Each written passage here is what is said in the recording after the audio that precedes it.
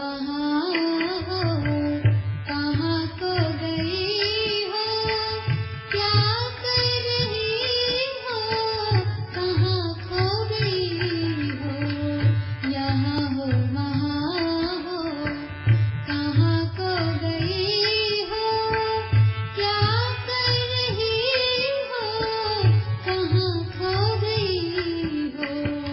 नहीं आ सको तो, नहीं आ सको तो पता ही बताओ, माँ गोद में अपनी हमें भी बिठाओ, तेरी याद आई।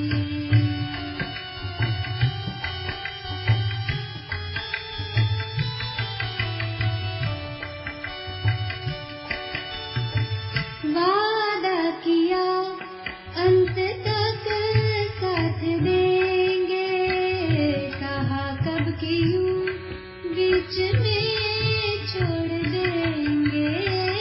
वादा किया अंत तक साथ देंगे, कहा कब की यूं बीच में छोड़ देंगे। इतना भी अधिकार, इतना भी अधिकार हमको दिलाओ, माँ गोद में अपनी हमें भी बिठाओ, तेरी याद आई।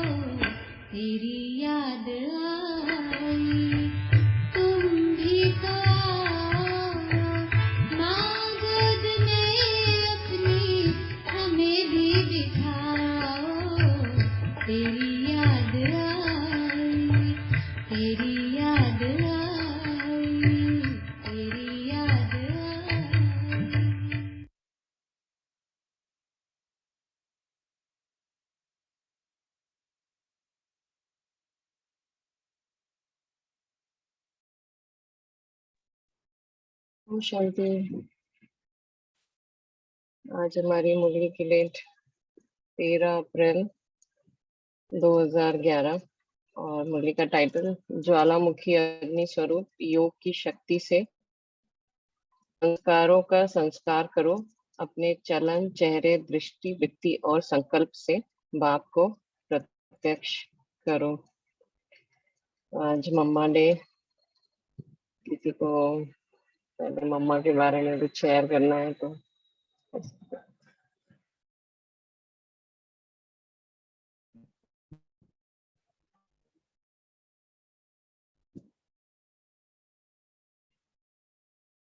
हाँ जी, स्मिता बहन, भाई जी।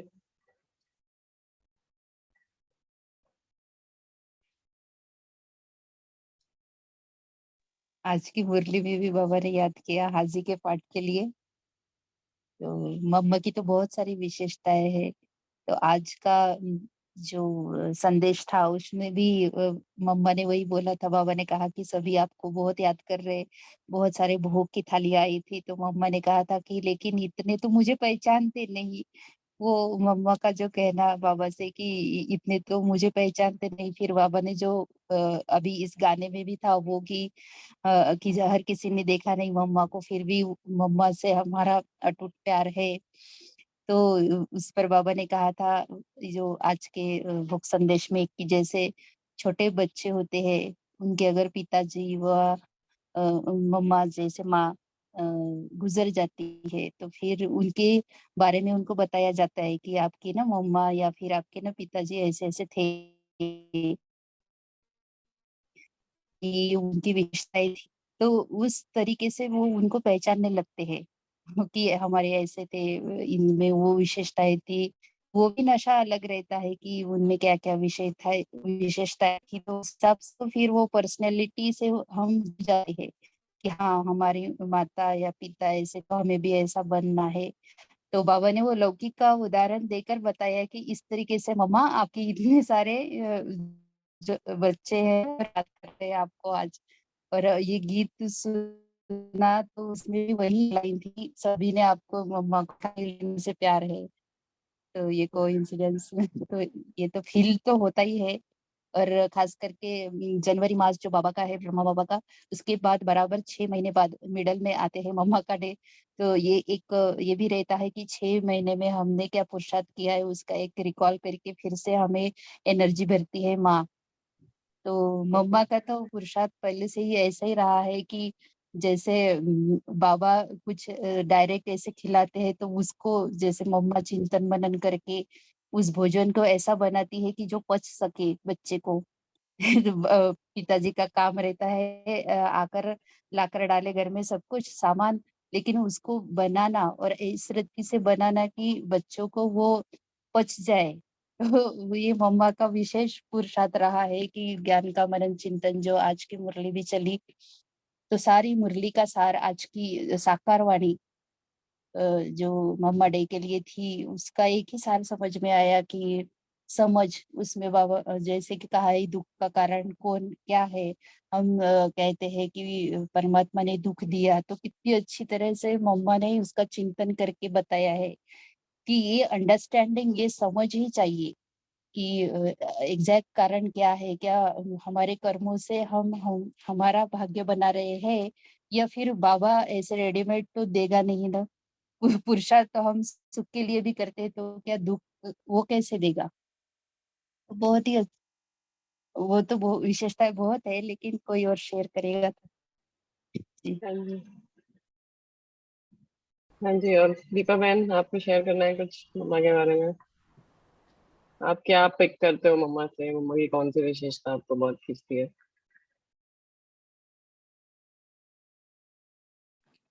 ओम शांति। आप रिपीट करेंगे? I could not here.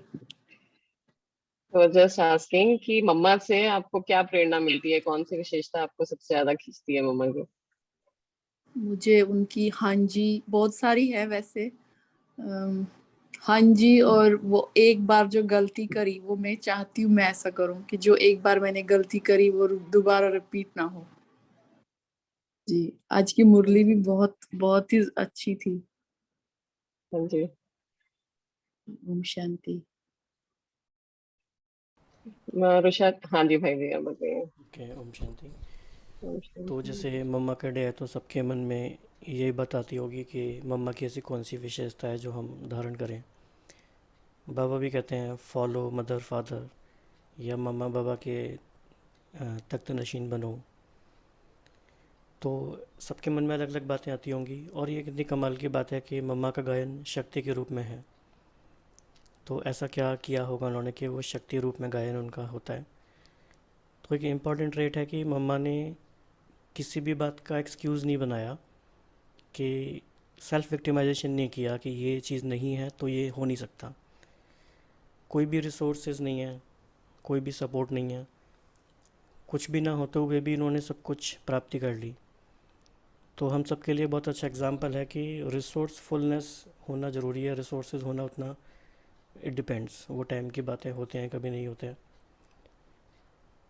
तो मम्मा हमारे सामने एक परफेक्ट एग्जांपल है कि विदाउट रिसोर्सेज रिसोर्सफुलनेस कैसे लेके आए, और हर चीज़ को उन्होंने एक शक्ति के रूप में यूज़ किया। एकाग्रता भी उनके जीवन में रही, इसीलिए फोकस रहा, और बहुत कम टाइम में उन्होंने यहाँ तक कि बाबा से भी पहले संपूर्ण स्थिति को प्राप्त किया। तो वो हम सबके लिए काफ़ी प्रेरणा वाली बात है। कैलाश भाई, आपको कुछ शेयर करना है?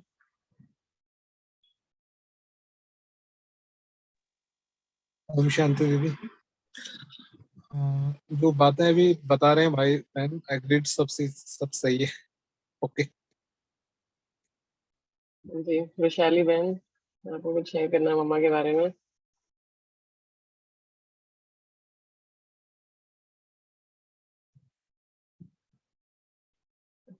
ओम शांति। मैं कर सकती हूँ? और हाँ जी, बिल्कुल, बोलिए ना। एक्चुअली मैं जब ज्ञान में आई तो मैं तब नवरात्र रखती थी माता को, मतलब बचपन से ही था। तो जब मुझे फर्स्ट टाइम पता लगा ज्ञान में आने के बाद कि मम्मा जो है मातेश्वरी है, जगदम्बा, तो मेरे को एकदम वो अलग ही मेरी अवस्था होगी। मैं कहा बचपन से मैं इनको पूज रही थी, मतलब तो ऐसी बहुत ही वो दिल से, मतलब जैसे ना माँ मिल गई हो ऐसा लगा। और लेकिन फिर साथ में दुख हुआ कि अभी तो हम मिल नहीं सकते इनको, क्योंकि ये तो कैसे मिलेंगे। तो मैंने एक अव्यक्तवाणी पढ़ी, सॉरी,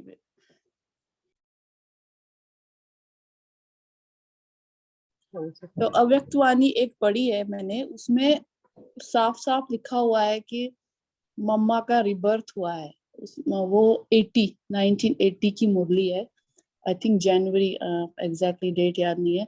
उसमें लिखा हुआ है भाऊ, विश्व किशोर भाऊ एंड मम्मा का सेकंड रोल शुरू हुआ है, जो गुप्त है, और उस ग्रुप का नाम भी दिया हुआ है एडवांस ग्रुप। एक एडवांस पार्टी है और एक एडवांस ग्रुप है। तो मुझे बहुत बारी ये क्वेश्चन बहुत सारे भाई बहनों, सीनियर भाई बहनों को पूछा भी है मैंने, पर मुझे इसका आंसर नहीं मिला आज तक कि उस मुरली में क्या बाबा का रहस्य है। बहुत रहस्य है उसमें। तो अगर आप लोगों के पास, आपको कुछ पता है उसके बारे में, उसमें बहुत गहरी रहस्य है कि मम्मा का सेकंड पार्ट चल रहा है और वो गुप्त पालना भी कर रहे हैं। तो वो भी मुझे बहुत ही वो क्यूरियोसिटी है वो जानने की कि किसी को पता है क्या ऐसा कुछ। ओम भाई जी, शांति। आपको बोलना है कुछ? देखो, मधुबन से जो अभी तक सारी ऑफिशियल बातें हमें पता है बस वही लेटेस्ट अपडेट है, उसके अलावा एक्स्ट्रा कुछ नहीं है। क्योंकि इन बातों में काफ़ी पॉसिबिलिटी होती है फिर बहुत अन्य बातों में जाने की। तो जो मधुबन से है बस वही है। जी, आज की मुरली पर आते हैं।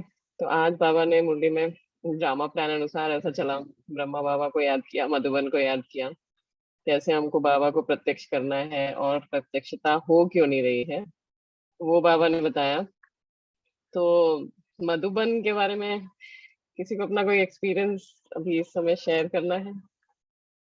स्मिता बहन। जी, मधुबन के जो बाबा ने ये अंडरलाइन बात की कि वायुमंडल, आज बाबा ने विशेष सेंटर में अपना वायुमंडल बनाने की बात की है कि कोई भी आए तो वो अनुभव करके जाए। तो वैसे भी कैपेसिटी अभी कम होती जा रही है आत्माओं की सुनने की। तो ये जो बात कही बाबा ने, तो ये जो वायुमंडल का फ़र्क है, वो एग्ज़ैक्ट फ़र्क अगर जानना हो तो हम जब मधुबन जाते हैं तो सारा पुरुषार्थ ईज़ी लगता है, क्योंकि वो वायुमंडल ही वैसे होता है और सभी के एक ही संकल्प होने के कारण सब कुछ ऐसे लगता है कि इसको मेहनत नहीं लग रही है। लेकिन उसके पीछे जो बाबा ने आज बताया है कि मधुबन निवासियों की कितनी सारी तपस्या और ये तो बाबा ने कहा है कि हर कदम में वहाँ पुण्य का खाता जमा हो रहा है, भले आप अलबेले हो, लेकिन आप सिर्फ बाबा की श्रीमत अनुसार अमृत वेले से रात तक उसको एक्यूरेट फॉलो कर रहे हैं, फिर भी आपका पुण्य जमा हो रहा है। तो ये मुरली कल पड़ी थी तो ये अनुभव किया कि ये हम जहाँ भी रह रहे हैं, ये भी यज्ञ है, ये भी मधुबन है। ऐसा अनुभव करके यहाँ पर भी हम अगर कर रहे हैं हम हमारे कर्म कि हम बाबा के डायरेक्शन पे कर रहे हैं तो ये भी हेल्प करेंगे हम जहाँ भी रह रहे हैं उस सेंटर जैसे दीदिया सेंटरों पे रहती है तो हम जहाँ पे रह रहे वो घर भी बाबा ने क्लियर कहा है कि आने वाले समय में वो घर आपका बहुत सेवा करेगा। लेकिन ये जो वायुमंडल बनाने की सेवा कही बाबा ने, ये मधुबन में जाकर ही हम अनुभव कर सकते हैं कि मधुबन क्या है। तो मधुबन तो बाबा ने जो कहा है कि मधुबन के सिवाय बाबा कहीं भी नहीं आते। वीडियो देखा है, वीडियो में वो आत्मा भी दिखी जो ऐसे इतना सारा बाबा के सामने मिलन करके बाबा ने खुद उनको जैसे कि आने वाले समय के लिए बोला था कि मधुबन के सिवाय बाबा कभी नहीं आते, फिर भी हाथ छोड़ के चले जाते हैं। तो ये भी ड्रामा में लिखा हुआ है, उस आत्मा का भी पार्ट है। तो ये मधुबन की बात जो है तो बाबा हमेशा अंडरलाइन करते आए हैं मुरली में। तो ये निश्चय की बात है। तो बाबा ने एक गुरुवार की मुरली में ये भी कहा था कि अभी ब्राह्मणों के निश्चय के पेपर शुरू हो चुके हैं। तो मधुबन पे निश्चय, मुरली पर निश्चय और बाबा पर निश्चय, ये तीनों निश्चय जब तक पक्के नहीं होंगे तब तक हम ब्राह्मणों की स्थिति ऊंची नहीं हो सकती। और बाबा ने कहा हुआ ही है कि झाड़ हिलेगा और जो कि हम अभी प्रैक्टिकल में देख रहे हो। जी। हाँ जी। मत- मतलब समय अभी कम है। जी। हाँ जी, किसी को अपना मधुबन का कोई एक्सपीरियंस याद आ रहा है जो शेयर करना है? बाबा इसमें कह रहे हैं मधुबन मतलब बाबा। मधुबन अर्थात बाबा। तो जहाँ बाबा है वहाँ मधुबन है। और हम सब तो वैसे भी परमानेंट एड्रेस हमारा मधुबन ही है, हमारा ये सेवा स्थान जहाँ पर हम है। एक बात जो बाबा ने इसने बोली कि यज्ञ का सेवा का बल और फल बहुत मिलता है मधुबन वालों को, लेने वाला लेवे लेकिन मिलता है। तो मतलब हमारी कैचिंग कैपेसिटी, हमारी अर्निंग कैपेसिटी कितनी है वो उतने बाबा तो दे ही रहा है। किसी को एक्सपीरियंस शेयर करना है कोई मधुबन का? हाँ जी दीपा बहन, आप गए नहीं हो अभी तक मधुबन? नहीं, मैं नहीं गई हूँ। यहाँ पे वैसे पीस विलेज है यूएस में, तो वहां गई हूँ मैं। तो वहां पे वो उन्होंने पूरा रेप्लिका ही बनाया है और उन्होंने रिट्रीट रखी थी, उसका नाम भी था मिनी मधुबन रिट्रीट। तो वो अच्छा था, वो बहुत अच्छा लगा। मतलब वो 4 दिन का था, तो मैं एक्सपीरियंस कर सकती हूँ उससे कि मधुबन तो फिर और ज्यादा बहुत ही अच्छा होगा। भाई जी आपको कुछ मधुबन का एक्सपीरियंस शेयर करना है?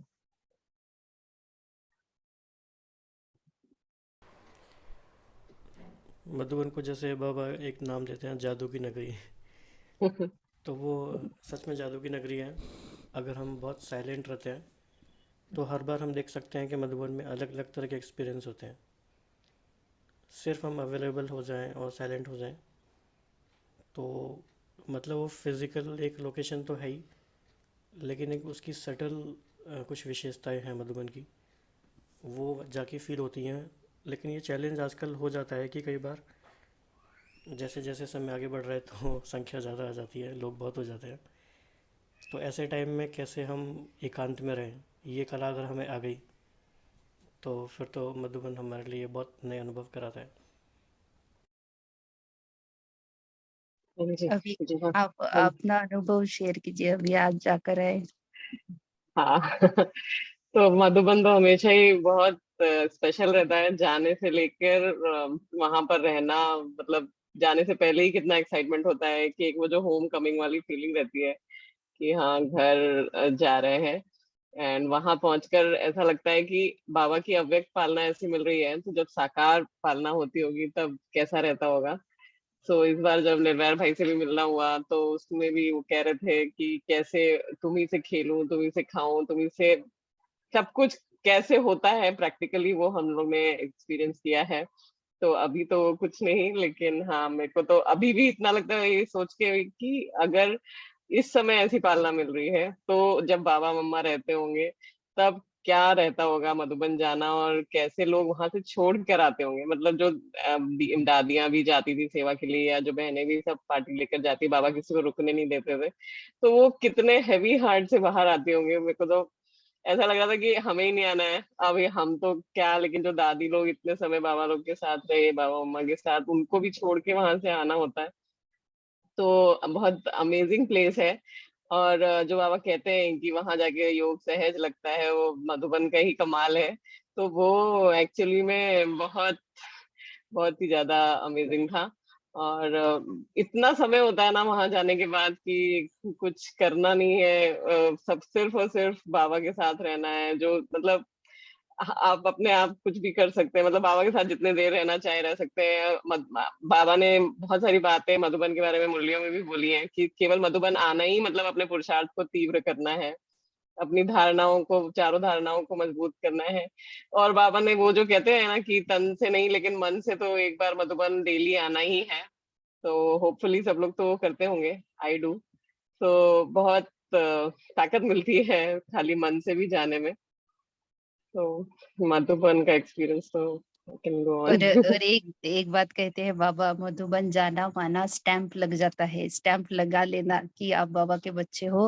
और स्वर्ग का गेट पास भी मधुबन को उस धरनी पर पैर रखने के बाद ही मिलता है। तो इतनी महिमा है उस धरनी की, और ऐसी जगह पर इतनी बार जाने को मिला, ये भी अलग ही नशा है।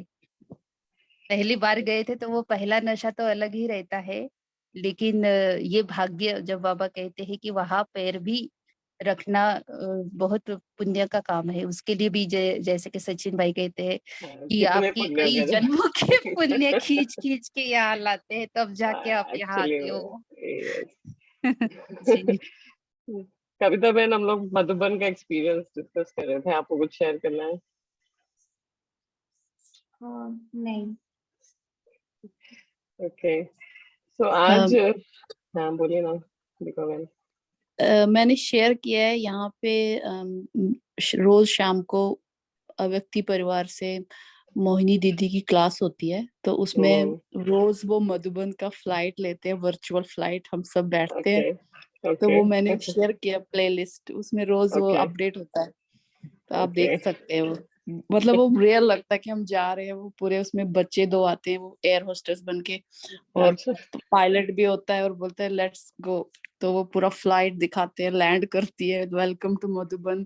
रोज वो एक एक सेक्शन दिखाते हैं, तो बहुत अच्छा नाइस लगता है। तो वो नाइस। वाइब्रेशंस हम फिजिकली तो नहीं जा पा रहे हैं, लेकिन पहुंच रहे हैं, मतलब सूक्ष्म में।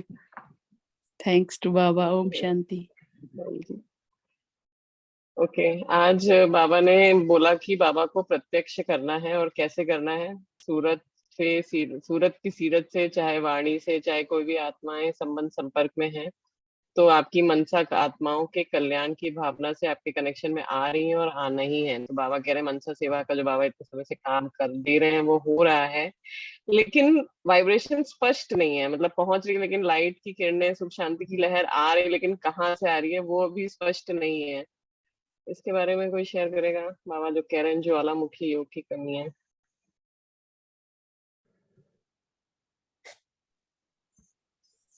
ओम शांति। जो बाबा ने कहा ना कि वाइब्रेशंस, लोगों को लाइट तो लगती है कि कहीं से आ रही है, लेकिन उसमें बीच में विघ्न पड़ जाते हैं, क्लैरिटी नहीं उनको मिल पाती है। और उसके लिए बाबा ने कहा है कि कारण क्या है? संस्कार, जो बीच में विघ्न डालते हैं। मतलब जब भी ज्वालामुखी योग क्या चीज है कि बहुत ज्यादा एकाग्रता वाली याद, जब हम बाबा से जुड़ते हैं, एक बाबा, एक मैं आत्मा और विश्व का गोला। इसके अलावा जो बीच में अगर व्यर्थ संकल्प आ जाते हैं, चाहे वो सेवा से रिलेटेड क्यों ना हो, लेकिन वो अनटाइमली आए हैं ना, तो उस टाइम वो भी वेस्ट में काउंट होते हैं। तो उसकी वजह से वो इतनी पावरफुल रेज नहीं बन पाती हैं कि भक्त हैं या प्रजा है या दूसरी आत्माएं उनको अच्छे से ग्रहण कर सकें। तो इसलिए एकाग्रता में कमी आ जाती है, जिसका कारण बाबा ने संस्कार बताया। और उसके लिए बाबा ने कहा कि आप पुरुषार्थ तो करते हो, संस्कारों को समाप्त भी करते हो, वो मरते हैं लेकिन जलते नहीं है। जलने का मतलब है कि उनका नामो निशान खत्म हो जाए, बिल्कुल अविद्या हो जाए कि इस तरह का कोई संकल्प या कोई संस्कार मेरे अंदर कभी था भी सही। जब बाबा को याद कर रहे हैं तो बस बाबा की ही याद है, बाबा की बातें, बाबा का ज्ञान और बाबा से जो प्राप्त अनुभूतियां, अनुभव, जो बाबा ने सेवा दी है उस टाइम पे पर्टिकुलर, तो वो करें। मतलब कहते हैं ना, हर काम टाइम पे सही होता है, अनटाइमली कोई भी काम ठीक नहीं है। तो जब हम योग कर रहे हैं, मनसा सेवा कर रहे हैं, तो हमारी एकाग्रता इतनी होनी चाहिए उस काम में कि वो पावर बन जाए, और तब सबको अनुभव होगी। जब अनेक तरह के विचार आते हैं तो वो पावर क्रिएट ही नहीं हो पाती है। ओम शांति। हाँ जी। तो भाई जी इसमें कुछ बताएंगे कैसे उसको ज्वालामुखी रखा जाए?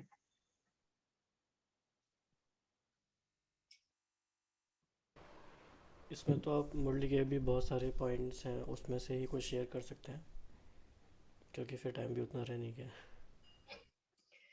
ओके, तो बाबा ने फिर आज महारथी और निमित्त के लिए भी काफी बोला कि उनका क्या क्या काम है, उनको कैसे सबको शक्ति देनी है।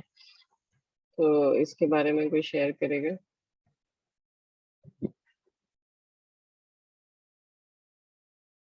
बतावें। ये बाबा ने ये भी सहयोग के नोट की बात जो की है कि जेब में हमेशा सहयोग का नोट रहना चाहिए। सहयोग के नोट से जेब भरा हुआ होना चाहिए। कहा भी देखो सहयोग चाहिए तो सहयोग का नोट दे दो, बाबा ने अंडरलाइन किया है। तो वह आपको दुआओं का हार पहनाएंगे, ये बात अंडरलाइन की। फिर बाबा ने जो संस्कार दबाना नहीं है, तो उसके लिए भी बाबा ने कहा कि डेट फिक्स करो। तो हर एक अपने रहे हुए संस्कारों का संस्कार कर लो, समय समीप आ जाएगा। समय को समीप लाने का सही यही तरीका है जो विघ्न डाल रहा है रहे हुए संस्कार। तो अभी जब दूसरे बारी सीजन शुरू होगा उसमें दिन है काफी। तो बाबा ने बताया है, विधि बताई कि रोज कोई ना कोई संस्कार का संस्कार कर देना, एक एक का करते जाओ। तो इतने दिन है, जैसे कि ये सीजन के लास्ट मुरली है, तो अगली बारी आने से पहले बाबा ने हाथ उठवाया कि ये संस्कारों का संस्कार करना ही है। तो ये बहुत बड़ी बात है कि हमारे संस्कार जब तक नहीं बदलेंगे तब तक दुनिया नहीं बदल सकती। तो ये कितनी इम्पोर्टेंट चीज है ये बात, ये पुरुषार्थ अभी बाकी है जी। हाँ जी। तो ये कैसे, हर जो ये भी जो बात बोली बाबा ने, सहयोग का हार पहनाओ, कैसे इंश्योर करें सहयोग होता रहे हमेशा? अटेंशन। और बाबा सहयोग कहते हैं, हाँ बाबा जी। ने एक बार ये भी बताया हुआ है, जब हम किसी को आत्मिक दृष्टि से देखते हैं ना, तो उसकी ओरिजिनल पावर्स इमर्ज होती हैं। तो ये भी बहुत बड़ा सहयोग देना है। और देह भान से देखना अपना और उसका दोनों का नुकसान करना है। तो ऐसे बाबा की बताई इतनी छोटी छोटी बातें हैं। सहयोग तो हम हर टाइम कर सकते हैं, शुभ भावनाओं का सहयोग तो चलते फिरते चलता ही रहता है। बाकी जब जिसको जो जरूरत हो, जो हमें अनुभव में आए, तो हम कभी भी उसकी गलतियों को नोट ना करें, लेकिन उसको ठीक कैसे कर सकते हैं, वो उस मुश्किल से बाहर कैसे आ सकता है, उस पे हमारा फोकस होना चाहिए। हाँ जी। जो बाबा ने ये भी बोला कि आपके जितने भी सेवा साथी हैं उनको सदा अपने खुशी और प्राप्ति द्वारा संतुष्ट रखना। अगर शिक्षा भी देते हो तो शिक्षा के साथ स्नेह भी देना, जिससे वो स्नेह के आधार से अपने को आगे बढ़ा सके। ऐसा स्नेह नहीं देना जो वह स्नेह का लाभ उठावे, जो भी करो माफ है, ऐसा स्नेह नहीं देना। बाबा कैसे लव एंड लॉ का बैलेंस भी बता रहे हैं कि, और जो बाबा इसमें अपने हैंड्स के लिए, मतलब ये बाबा निमित्त महारथियों से बात कर रहे हैं कि अटेंशन देके संतुष्ट करो, विश्व को संतुष्टि की किरणें पहुंचे, ये भी कार्य निमित्त वालों को करना है। उसका कारण कि जो निमित्त हैं उन्हों को अपने अपने हैंड्स के संस्कार परिवर्तन कराने में थोड़ी मेहनत करनी पड़ेगी।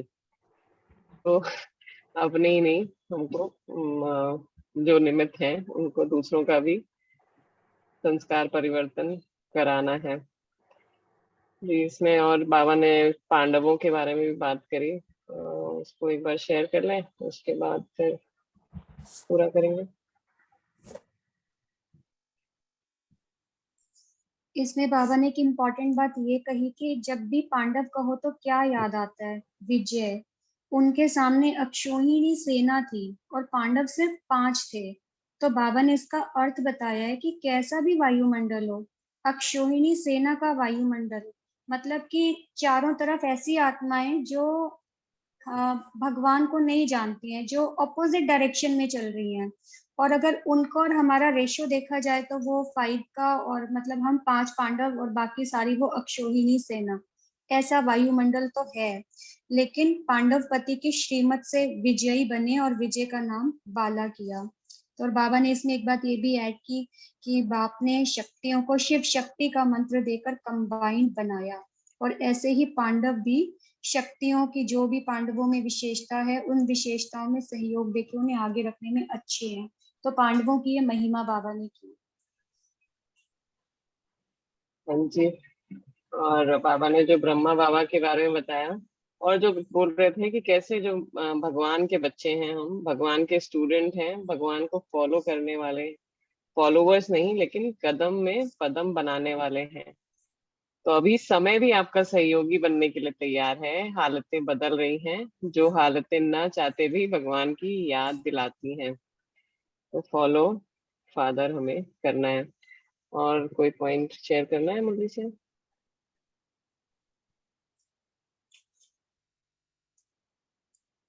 भाई जी आपको कुछ बोलना है? पूरा करेंगे। नहीं, अभी तो नहीं। ओके, ओम शांति।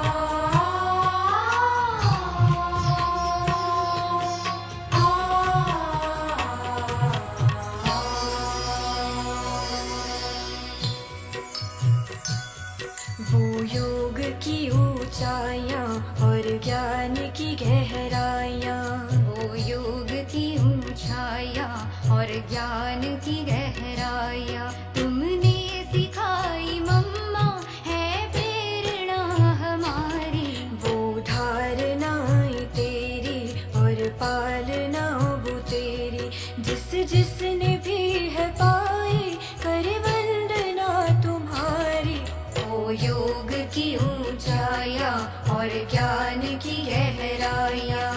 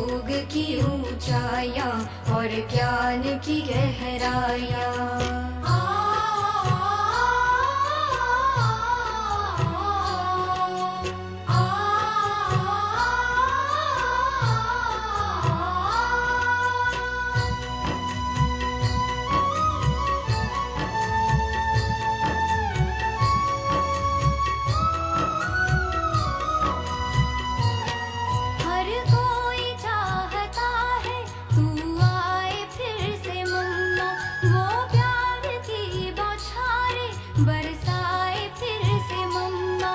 हर कोई चाहता है तू आए फिर से मम्मा, वो प्यार की बौछारें बरसाए फिर से मम्मा। सद्ज्ञान की लुटाए हीरे तू फिर से मम्मा, तेरी राह को निहारे, तेरी राह को निहारे मम्मा नजर हमारी। ओ योग की ऊंचाइयां और ज्ञान की गहराइयां तुमने सिखाई मम्मा।